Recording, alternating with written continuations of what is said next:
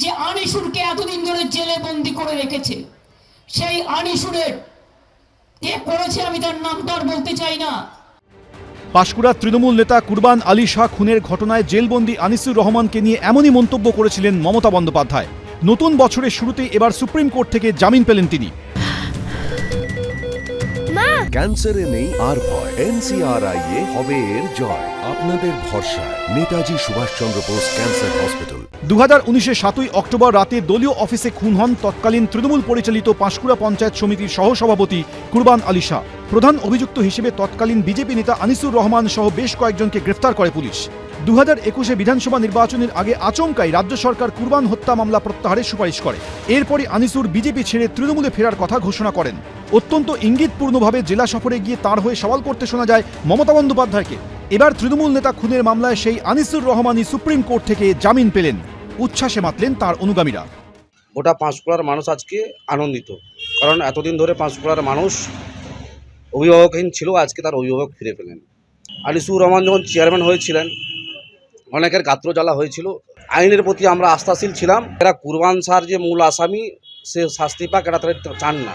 কুরবান শাহকে সামনে রেখে কিছু মানুষ বা তার পরিবারে কেউ ব্যবসায় নেমেছেন। আজকে মহামান্য সুপ্রিম কোর্ট ওনাকে কন্ডিশনাল বেল দিয়েছে।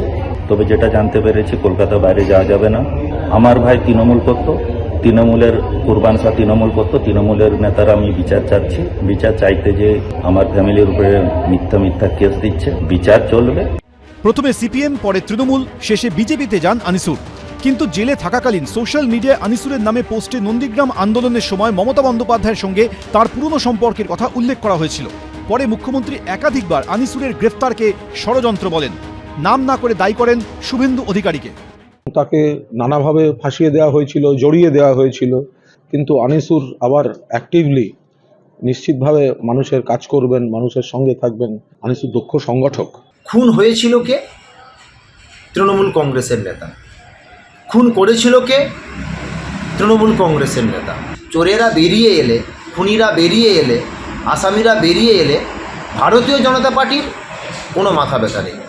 সুপ্রিম কোর্ট জানিয়েছে জামিনে ছাড়া পেলেও পূর্ব মেদিনীপুরে ঢুকতে পারবেন না আনিসুর রহমান। বিটন চক্রবর্তী, এবিপি আনন্দ, পূর্ব মেদিনীপুর।